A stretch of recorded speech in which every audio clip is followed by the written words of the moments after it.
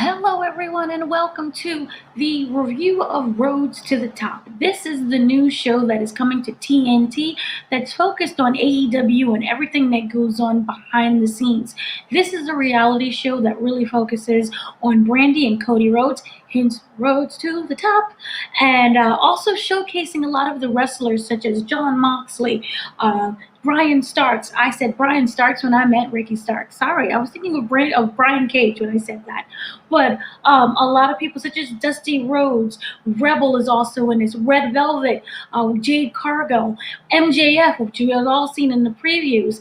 This is a show that, unlike other reality shows that's wrestling based that we've seen in the past, this focuses on what's behind the scenes. This is what's going to show you what makes AEW run, everything, what it's like to put together a business, what it's like to keep it going, and also what it's like to keep this whole roster of wrestlers just happy. You're dealing with different personalities. You're going to be dealing with a lot of different people, and what's it like for them to come to AEW, and what do they want to see in the future, both with Cody and Brandi Rhodes, in the sense of where do they want AEW to grow. Now, for those who already know, we know that Brandi Rhodes is the chief branding officer of AEW. That kind of means that she's out there with the PR, with the press, with the people, making sure that everyone knows AEW, making sure that journalists that you see either on YouTube, that you see in print, such as Forbes magazine, they go out there, they know the name of AEW, and they promote it to viewers like us. And then you have Cody Rhodes. Cody Rhodes is the executive vice president, and his job is really, he has to keep it all together. He has to hold everyone accountable, make sure everyone is happy. He's dealing with a lot of different wrestlers, also with storylines coming through, making sure that they're happy. They come and they talk to him. He has to know how the show is running. He has to know how everyone is feeling, not just on, what we see on camera, but how they're doing backstage. What are their inners are doing, whether or not they're happy.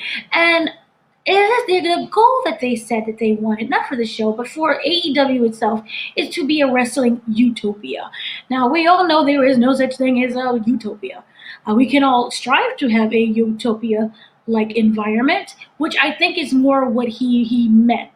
But we're dealing again with a lot of different personalities, so we kind of see that journey of whether or not utopia really can exist within AEW. And this is a show, like I said, it's separate from when you see Total Bellas or Total Diva or Mr. and Mrs. Miz. This is a show that's going to show you what's it like on the inside. It takes you within AEW, and you kind of see how it is ran. We see Tony Khan talking to wrestlers about their character. We see meetings that are happening. We see a lot of things that, back in the day, we wouldn't see. It wouldn't be heard. This is all secretive. But they let us into AEW, both as fans and as people who have never even watched AEW, to know what it's like to put on a show. A wrestling show. But this also goes to like any show that's on television. You kind of have writers and you want to get a certain storyline out, and you're worried about different characters, and different actors in general will have their own personality or their own goals that may come in conflict with someone else's goals. So that is really what the first takeaway of the first episode is. Now, dealing with individual, we have Brandi Rhodes, who is pregnant at the time. We know she gives birth to a very beautiful baby girl named Liberty, but at this moment, she is pregnant. She is pregnant. And her goal that she wants to achieve is, after she has her baby and she spends a couple of months at home, she gets back into shape, and her goal is to get that woman's title. And she knows that people are considering it to be nepotism if she wins. The fact that she is married to Cody Rhodes, the fact that she has the Rhodes last name, that is a huge storyline within it. And we see conflict not just with Brandi Rhodes, but also with Cody Rhodes' family, who comes from that wrestling dynasty. We know the Rhodes family, and how they truly feel about Brandi not just taking the name, but using that name when it comes to matches, especially when she is kind of considered new at this. This is not someone who is, a dynasty wrestling family. She is someone who is still green. And how Cody's family feels about that. So you're gonna meet a lot of different personalities, especially when it comes to Cody Rhodes' side of the family. I think my favorite so far character, not character, she's an actual person. My favorite so far is Cody Rhodes' older sister Teal. She is very, don't want to say headstrong, but she knows exactly what she wants. She knows that she really doesn't mesh well when it comes to Brandi, and we see all of that in play, which makes for a really exciting show. Now we have that element, and we also have Cody. Cody is transitioning from being a guy. I think he's 35 at the time when they filmed this. What he says, and he's 35, but he still has so much he wants to accomplish in his career, and he's now transitioning also to being a father, and how he has to balance, not just this is my job, being a wrestler, but I'm in charge of running a company. I'm also a new dad learning the ropes with that. I have a wife that, also needs my attention as well. And I have a whole bunch of other things coming at me. And how exactly am I going to balance it all? And then on top of that, you have the very interesting fact that fans don't tend to like Cody Rhodes. The American dream is like, remember, he considers himself to be more like a, what would you call it, a Superman, when in actuality, fans are like, no, you're a Homelander.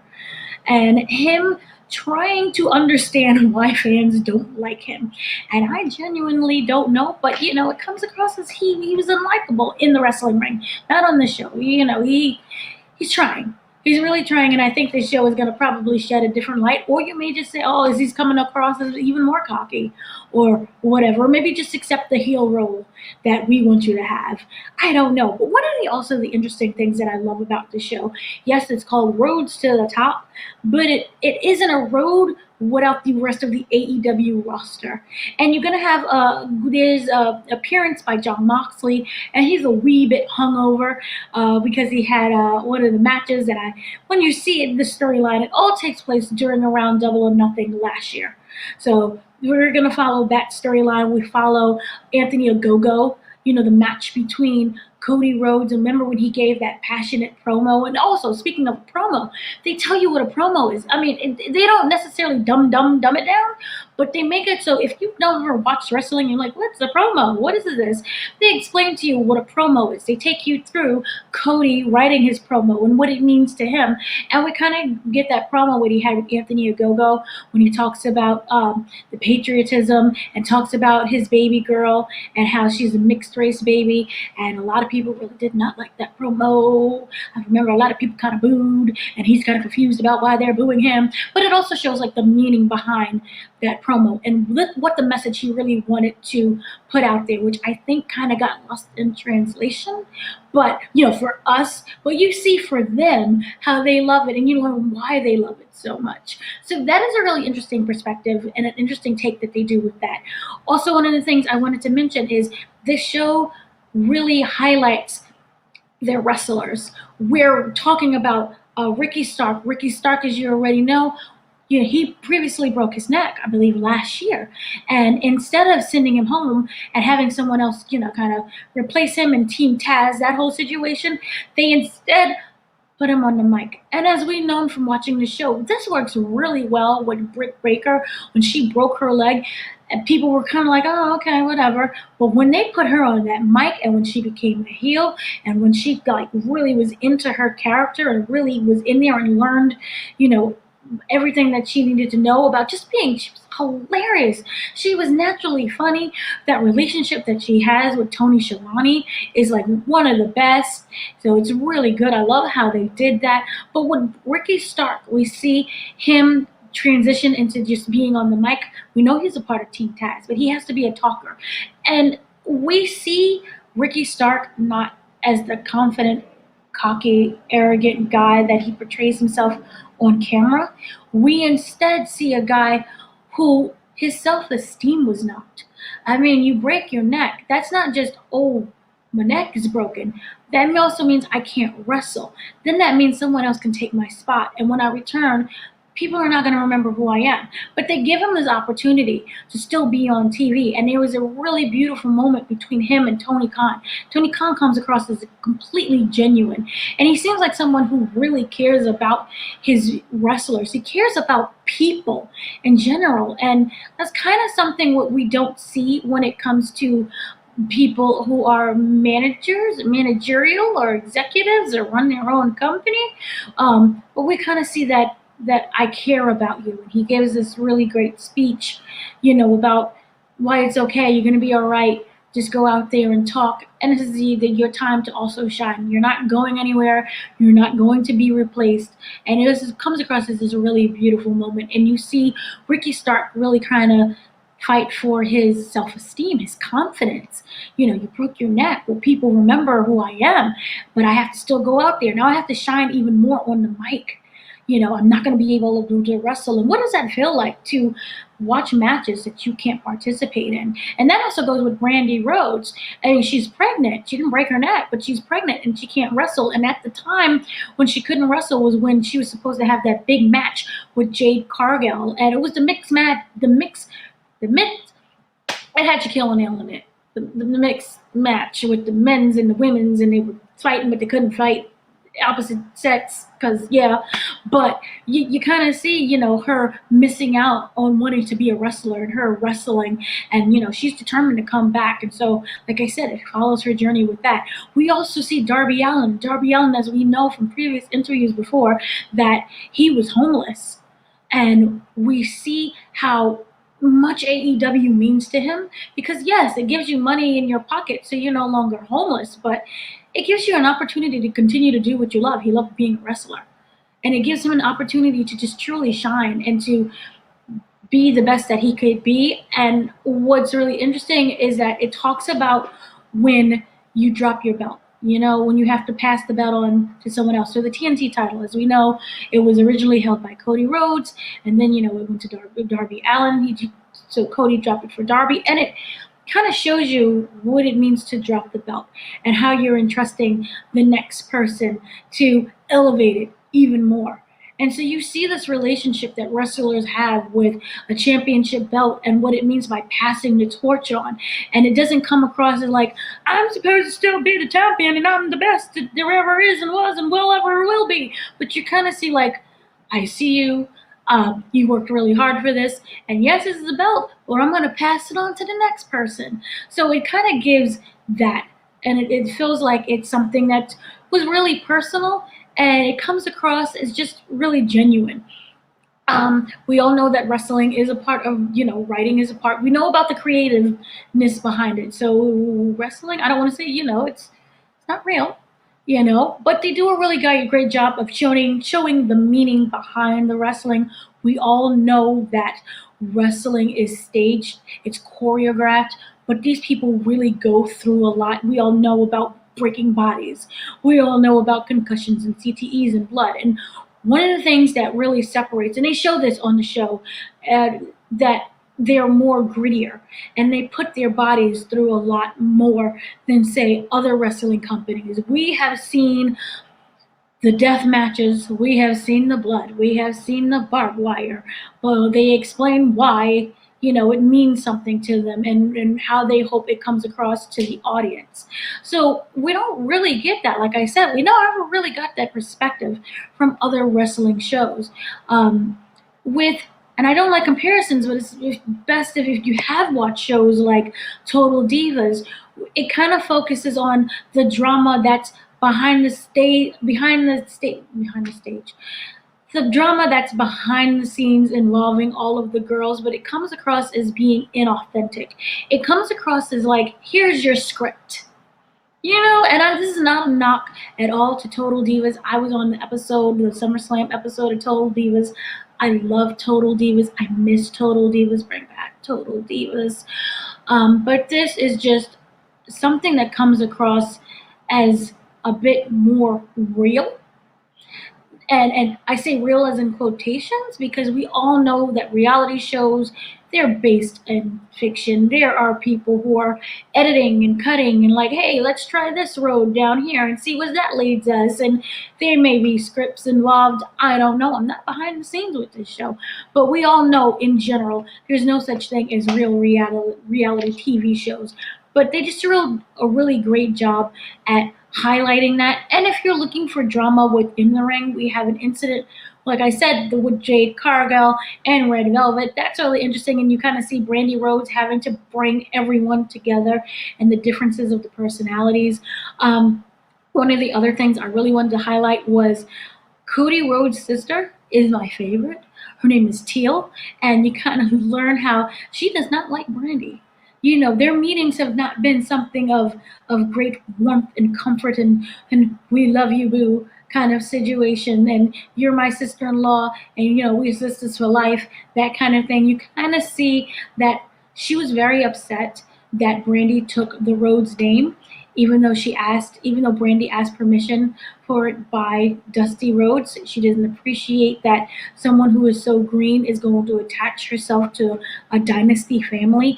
And so we see that play out. We also see the different generations between Cody's mother and Brandi's mother, and how Brandi and Cody decides to raise their kids compared to how they was raised. And we kind of get that conflict of, I don't understand. I did the best I could. And then, people are not saying that you didn't. It's just that they wanted to try something different. So overall, I really like this show. I think that they're doing a really great job of giving us the show part and the reality part of what goes on behind the scenes. We get to see in future episodes MJF, which is going to be, he's going to be something else when he's on the show. I don't think he ever turns off that character. He plays it very well. So we get to see that on the show, where I'm pretty sure they're going to show more of John Moxley, and more of, kind of the bigger and even maybe lesser stars that we really don't know about. But this was something that was filmed before. If you're looking for a CM Punk, Daniel Bryan, Adam Cole, baby, you're not going to get it, because this was wrapped before they came and arrived into the company, which, season 2 doesn't mean that they can't come in and appear on that. We can learn how they are behind the stage, behind the stage show. Sorry, I don't know anymore. But they're behind the scenes. One of the things that was really interesting as just a watcher of AEW in general, I at first thought that this was something that was rushed and thrown together. Like, what? You have Dynamite, you have Rampage, you have Dark Elevation, and now you're gonna add a reality show on top of this? But one of the very interesting things that was mentioned, I did an interview with the Rhodes and with Tony Khan, was this was something that was 3 years in the making. This was a long time when they was kind of formulating AEW, and they have this checklist that they wanted to knock out. Start Dynamite, make sure people actually watch Dynamite. Let's start Dark Elevation. Let's start Rampage. Let's start a reality show. But everything was planned, So this was filmed and conceived kind of 3 years ago. And then you had to convince the Rhodes to actually do this. And I think that this, knowing that information, it's not rushed. It wasn't thrown together. That was kind of really interesting to see a company who was about to turn 3 years old, just 3 years old, kind of make so many strides. And when you see something like a reality show, but it's different than what you've known from before, and not different in a bad way, and not knocking, other shows, it's really refreshing to see how much care that they took and been put into this. So I think overall, now I have not seen the whole series, but overall, this is it's a good show, and it goes by very quickly, and I really like it, and I can't wait to see what else the company does with the show, and just in general, following these characters, and I keep calling them characters, but they're actually real people. Following these wrestlers, sorry, I interview a lot of TV actors and actresses, and so I'm like, character. But following these people and their real lives and how they all interact, and seeing Cody and Brandi be a mom and dad, and how they're able to balance work life with family life. That is a lot of what people are doing now, transitioning over. And I think that this is something that take the first episode and watch, but I really think that you might like it. I liked it very much so. So that's kind of my thoughts on the first episode. We have the interview with, what was it, Tony Khan, Brandi Rhodes, and Cody Rhodes, sorry. We have that interview. It's already, if you look on the YouTube page, we have that up. We're going to have another one because I just did the Television Critics Association, and they presented, for those who don't know what the TCAs is, it's basically a bunch of studios. They do presentations on their upcoming shows. TNT was a part of it and got to do Roads to the Top and ask them some more questions about the show and got to learn a lot more about what is it like putting together that production when you're trying to put on a wrestling show and then you have cameras following you for your own show, and what's it like balancing that out, and what's it like opening up the cameras, to your personal life and on your personal business, and now having your family in your personal business. And Tony Khan, which we know wears 80 different hats, he is also doing part of the Jaguars. I don't know his role there, but I think he owns the Jaguars as well. So dealing with that and dealing with wrestling and having so many hats on, it's really interesting to learn his way of thinking. At this point, we all know that he is a fan of wrestling, and it comes across so much so. I think there was a meme where it's like at this point, Tony Khan is just collecting a bunch of wrestlers for the Infinity Gauntlet, and all these different acquisitions that he has and how he's balanced it all. So that interview will be coming up this week very soon. So thank you for watching. Have a great day, great afternoon, great evening, whatever time zone that you're in. Thank you, and don't forget to watch the show. The show comes on right after AEW Dynamite. And those who do not know what AEW Dynamite is, it's a wrestling show. Comes on TNT at 8 p.m. Eastern Standard Time. So I don't know what time zone that is for you, but they got calculators for that. And make sure you watch it because it's really good. So once again, have a great day, night, evening, and thank you.